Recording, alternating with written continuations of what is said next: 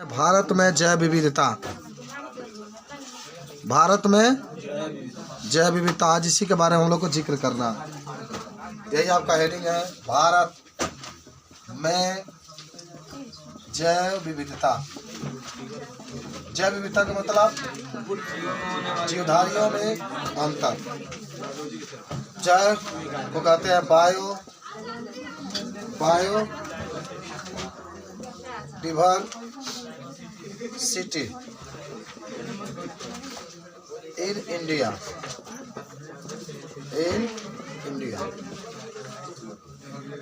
Biodiversity in India. देखो,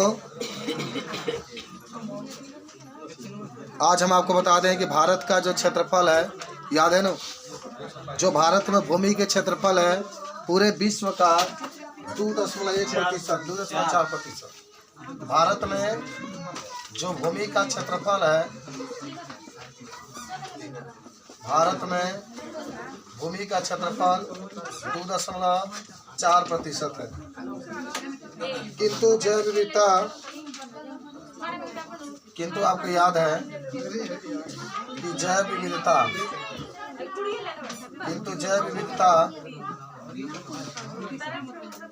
8.1% है। जरा सोच के बताओ, देखो कितना अच्छा बात है।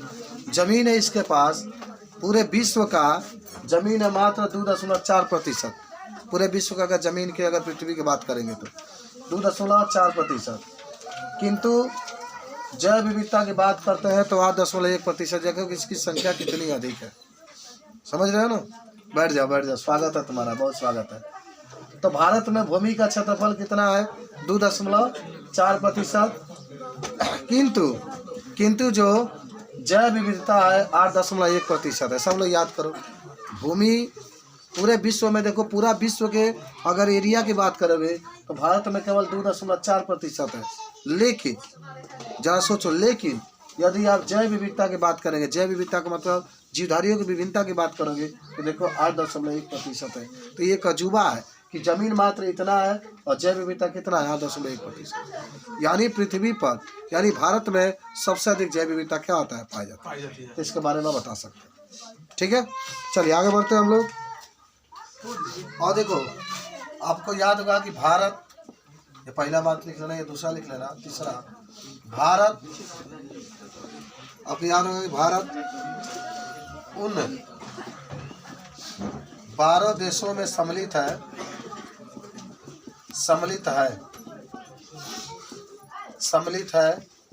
जिसमें सबसे अधिक जैव विविधता पाई जाती है। जिसमें सबसे अधिक जैव विविधता पाई जाती है। हमारे भारत उन 12 देशों में सम्मिलित है जहाँ पर सबसे अधिक जैव विविधता पाई जाती है। ये भी आपको याद करना चाहिए। रॉबर्ट मे के आकलन को सही मायने में भारत में अभी तक, देख लो, तीसरा चौथा बात है, रॉबर्ट मे का नाम सुने हैं ना आप? ये वैज्ञानिक है बाबू, रॉबर्ट मे, ये वैज्ञानिक का नाम है। रॉबर्ट मे के अनुसार भारत में लगभग 1 लाख से अधिक पादप, खाली भारत की बात हो रही है बाबू, 1 लाख से अधिक पादप तथा 3 लाख से अधिक जंतु की जातियां खोजी जा चुकी है। 3 लाख से ज्यादा जंतु की जातियां खोजी जा चुकी है।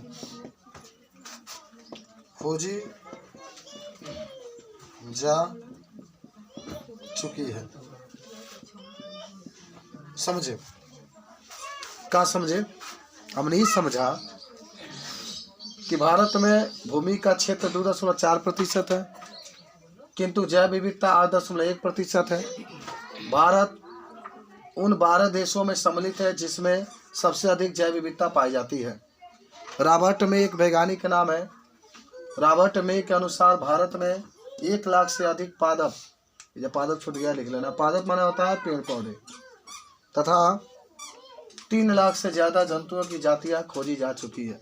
माने 1 लाख से अधिक पादप हैं और 3 लाख से ज़्यादा क्या है, जंतु हैं। इसके बारे में बता सकते हैं। ठीक है, तो इस तरीके से अगर आपसे कोई पूछे तो आप इस चीज़ को बता सकते हैं।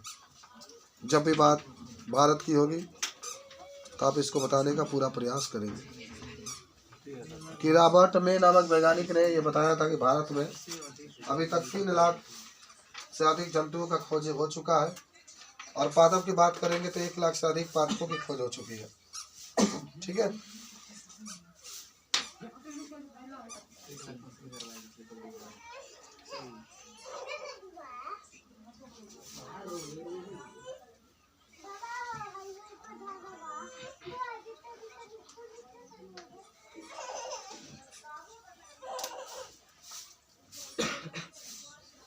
लिखा गया नहीं, किताब आई थी तो किताब बायोलॉजी की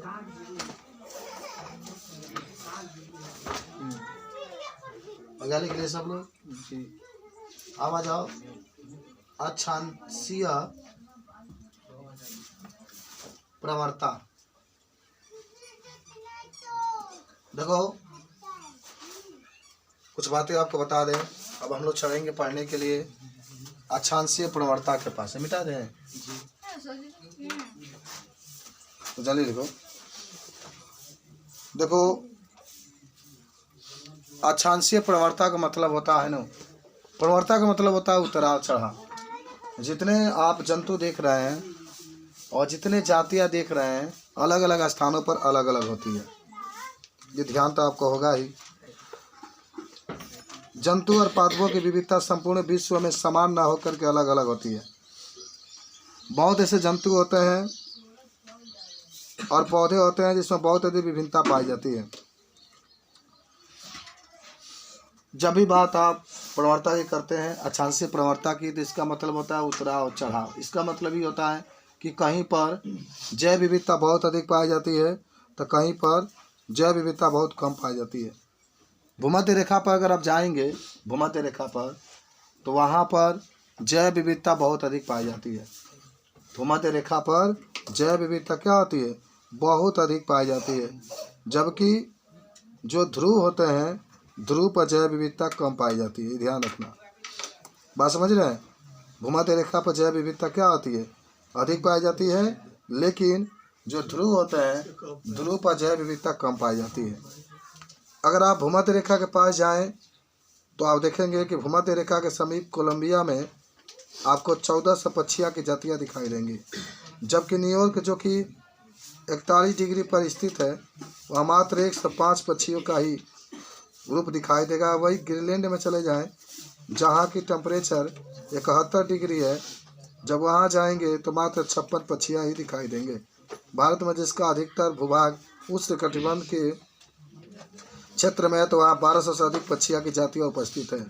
इक्वाडोर के उष्णकटिबंध के वन क्षेत्र में यहाँ भी इस तरीके से होता है आपका। अगर आप अमेजन, सबसे बड़ा जो चीज़ होता है अमेजन, जो कि अमेरिका में है, सबसे अधिक यहीं पर जैव विविधता पाई जाती है। पृथ्वी पर सबसे अधिक अगर जैव विविधता कहीं पाई जाती है तो अमेरिका के अमेजन वन है। यहाँ पर 40,000 जातियाँ पादप जातियाँ हैं, 3,000 मछलियाँ हैं, 1300 पक्षियाँ हैं, 427 स्तनधारी हैं, 427 उभयचर हैं, 378 सरीसृप हैं, 1,25,000 से अधिक अकशेरुकीय की जातियों का आवास है। वैज्ञानिकों का अनुमान है कि इन वर्षा वनों में अभी भी कम से कम 2 लाख कीट जातियों को खुद पहचाना जा सकता है।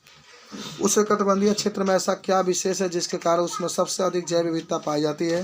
पारिस्थितिकी तथा जैव विकासविदों ने बहुत सी परिकल्पनाएं की है, जिनमें कुछ निम्न है। जाति उद्भव आमतौर पर समय का कार्य है। शीतोष्ण क्षेत्र में प्राचीन समय से बार बार हिमनद होता रहा है, जबकि उष्णकटिबंध क्षेत्र लाखों वर्षों से अपेक्षाकृत यही दिखा रहा है। सब ये बातें लिखी गई है।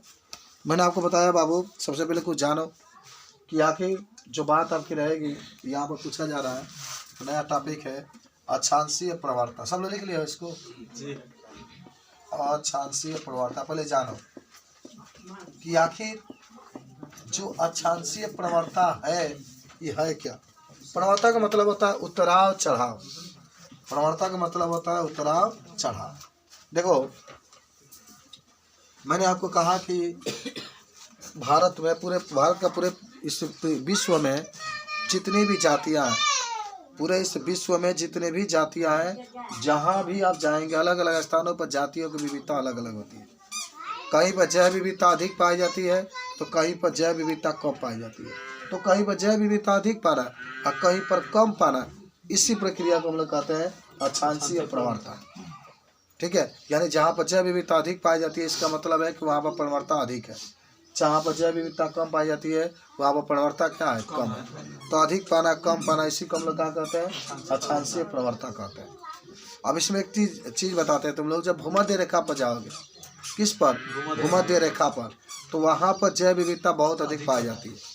वहाँ पर जैव विविधता बहुत अधिक पाई जाती है। जब हम लोग ध्रुव पर जाते हैं, तो वहाँ पर जैव विविधता कम पाई जाती है। यानी अगर भूमध्य रेखा से हम ध्रुव की ओर जाएं तो वहाँ पर देखो, ध्रुव का मतलब जानते हैं ना, ध्रुव पर बहुत जाड़ा पड़ता है, बहुत ठंडा पड़ता है। अधिकतर जो जीव होते हैं गर्मी में ही जीवित रहते हैं। देखो गर्मी के कारण कोई मरता नहीं है, कितना भी गर्मी पड़ेगा कोई मरेगा नहीं, लेकिन ठंडा में तो मर जाते हैं आदमी। तो ठंडा में जैव विविधता, ध्रुव इसलिए कह रहा है कि ध्रुव पर ठंडा बहुत अधिक पड़ता है। जो ध्रुव है उस पर जाड़ा क्या होता है, बहुत अधिक पड़ता है। तो ध्रुव पर जाड़ा अधिक पड़ता है तो वहाँ पर जैव विविधता कम पाई जाएगी, क्योंकि हर एक तो जीवित प्राणी वहाँ पर जीवित नहीं रह सकता है ना, जहाँ पर जाड़ा अधिक पाई जाती है। जबकि भूमध्य रेखा पर गर्मी अधिक पाई जाती है, तो गर्मी होने के कारण यहाँ पर जैव विविधता अधिक पाई जाती है।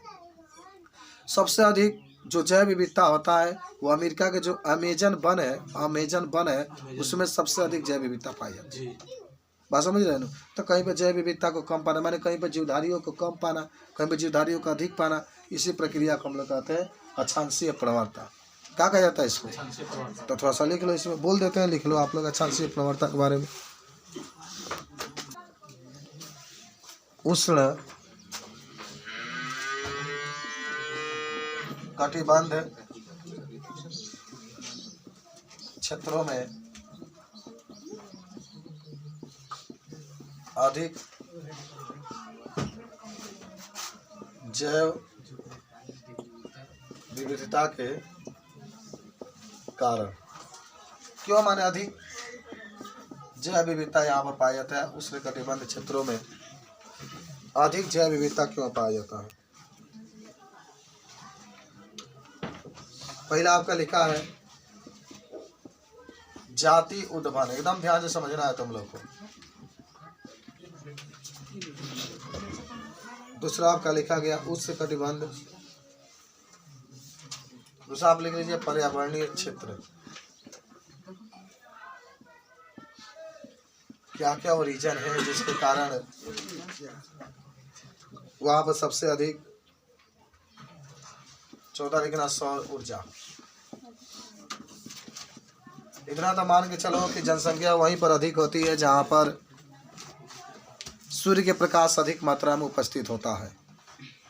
जहां सूर्य के प्रकाश कम मात्रा में उपस्थित होते हैं वहां पर जातियों का विकास भी कम होता है। मैंने देखा है कई बार प्रश्न बोर्ड के एग्जाम में पूछा जाता है, बच्चा सब लिख लेते हैं कि उष्ण कटिबंध क्षेत्रों में अधिक जैव विविधता क्यों पाई जाती है। क्या क्या रीजन होते हैं बाबू। जाति उद्भव, जाति की उत्पत्ति को हम लोग कहते हैं जाति उद्भव। कुछ बातें आपको बता दें कि जो उष्ण कटिबंधीय क्षेत्र होता है इसमें मौसम चेंज नहीं होता है, बहुत कम चेंजिंग होती है, जिसके कारण वहाँ पर उपस्थित जो जीव होते हैं उसको ज़्यादा संघर्ष नहीं करना पड़ता है और वहाँ पर जाति की उत्पत्ति आसानी से हो जाती है। कहा गया कि उस कटिबंधीय क्षेत्र में जो मौसम होते हैं बहुत जल्दी चेंज नहीं होते हैं, परिवर्तित नहीं होते हैं, बहुत कम परिवर्तित होते हैं, इसलिए वहाँ की जाति की उत्पत्ति आसानी से हो जाती है। दूसरा है पर्यावरणीय क्षेत्र। जो उष्ण कटिबंधीय क्षेत्र होता है उसमें पर्यावरण में जल्दी से परिवर्तन नहीं होता है, ध्यान रखना। परिवर्तन बहुत धीमे धीमे होता है और धीमे धीमे परिवर्तन के कारण वह जाति का तेजी से विकास होता है। वहाँ का पर्यावरण भी गर्म होता है जिससे जाति की उत्पत्ति जल्दी से हो जाती है। सौर ऊर्जा, उस कटिबंधीय क्षेत्र में पर्याप्त मात्रा में सूर्य का प्रकाश पड़ता है, जिसके कारण जीवों को पर्याप्त मात्रा में सौर ऊर्जा प्राप्त हो जाता है और ऐसे करने से वहाँ के जो जीव होते हैं नए जाति की उत्पत्ति की ओर आगे बढ़ते हैं। तो इस कुछ रीजन है जिससे उष्णकटिबंधीय क्षेत्रों में अधिक जाति विविधता। जैव विविधता का मतलब होता है जातियों में अंतर, उसी को हम लोग कहते हैं जैव विविधता। तो लिखो पहले हेडिंग बना लो, जाति उद्भव।